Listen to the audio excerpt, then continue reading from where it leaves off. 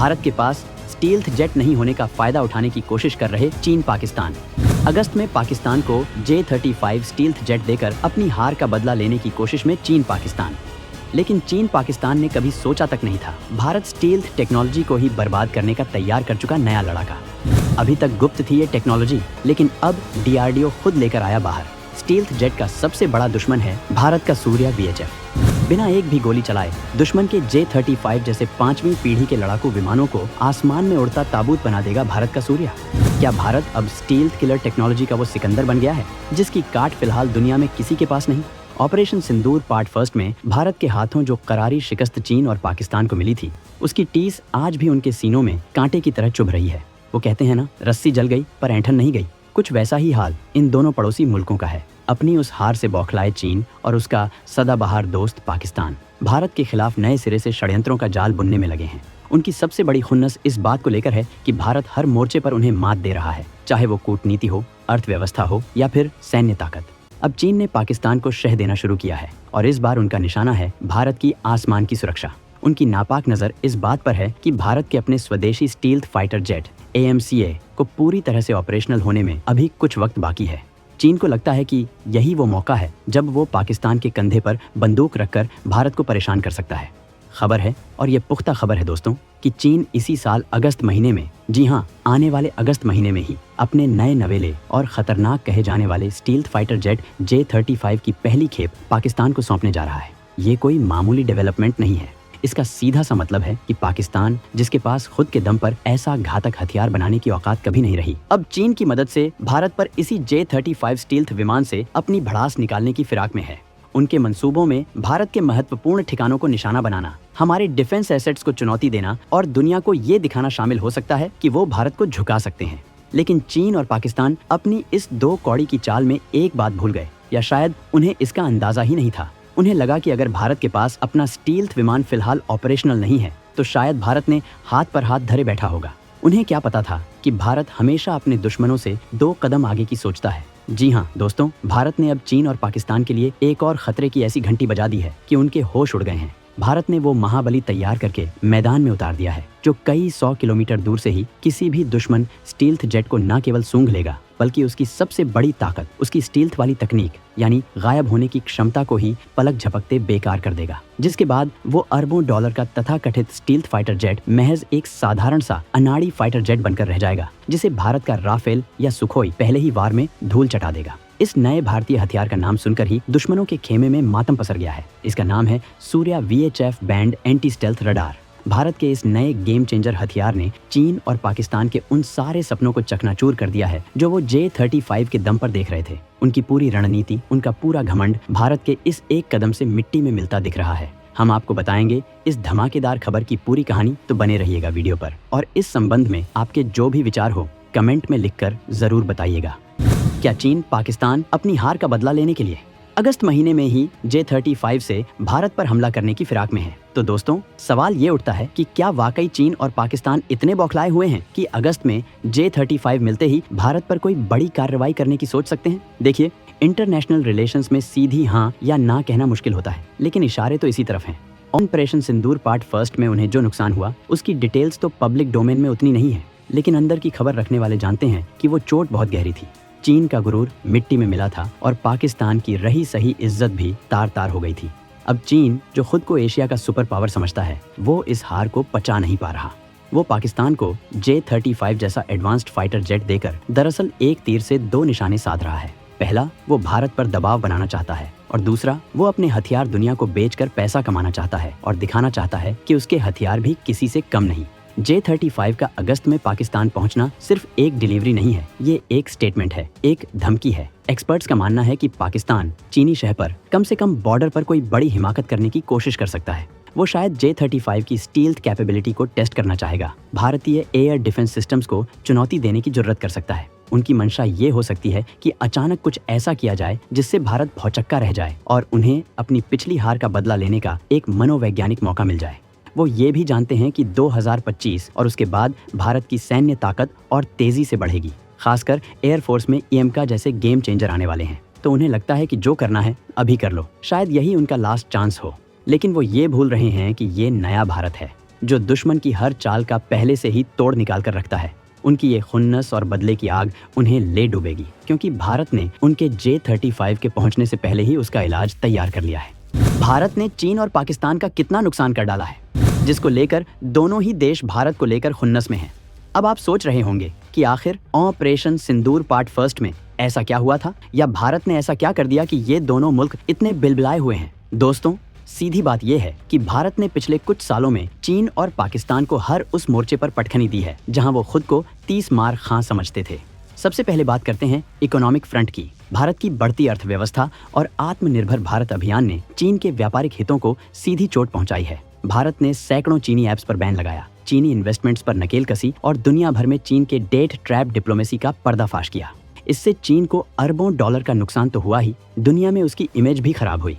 पाकिस्तान तो खैर पहले से ही कंगाली की हालत में है और भारत की कूटनीतिक सफलता ने उसे दुनिया भर में अलग थलग कर दिया है। FATF की ग्रे लिस्ट में रहना हो या कश्मीर पर झूठा प्रोपेगेंडा फैलाना, भारत ने हर बार पाकिस्तान को मुंह तोड़ जवाब दिया है।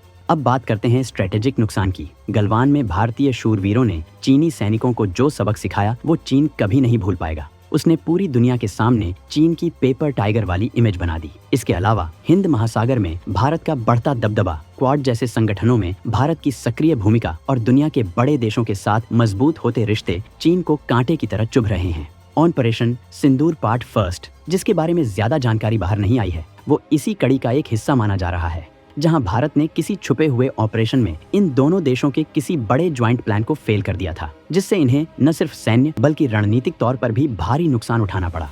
ये नुकसान सिर्फ हथियारों या सैनिकों का नहीं था, बल्कि उनके घमंड, उनकी प्लानिंग और उनके भविष्य के नापाक इरादों पर भारत का करारा प्रहार था। इसी खुन्नस में वो अब J-35 जैसे हथियारों का सहारा लेकर भारत को डराने की नाकाम कोशिश कर रहे हैं। भारत की सफलता सिर्फ सैन्य नहीं बल्कि मनोवैज्ञानिक भी है, जिसने इन दोनों देशों को अंदर तक हिलाकर रख दिया है। चीन के स्टील्थ जेट को बेकार करने भारत लेकर आया नया महाबली। भारत का Surya VHF anti stealth radar आया जंग के मैदान में। चीन के किसी भी स्टेल्थ फाइटर जेट से स्टील्थ तकनीक को ही कर देगा बेकार। तो चलिए अब बात करते हैं भारत के उस तुरुप के इक्के की, उस महाबली की, जिसने चीन और पाकिस्तान के J-35 वाले सपने को चकनाचूर कर दिया है। Surya VHF band anti stealth radar. ये नाम याद रखिएगा दोस्तों, क्योंकि ये नाम अब दुश्मनों के दिलों में खौफ बनकर गूंजेगा। अब आप पूछेंगे कि आखिर ये VHF बैंड रडार क्या बला है और ये कैसे स्टील्थ को बेकार कर देता है। तो समझिए बहुत ही सरल भाषा में, जो स्टील्थ फाइटर जेट्स होते हैं, जैसे चीन का J-20 या J-35 या अमेरिका का F-35, उन्हें इस तरह से डिजाइन किया जाता है कि वो मौजूदा हाई फ्रीक्वेंसी रडार्स जैसे X बैंड या Q बैंड रडार्स की पकड़ में आसानी से ना आए।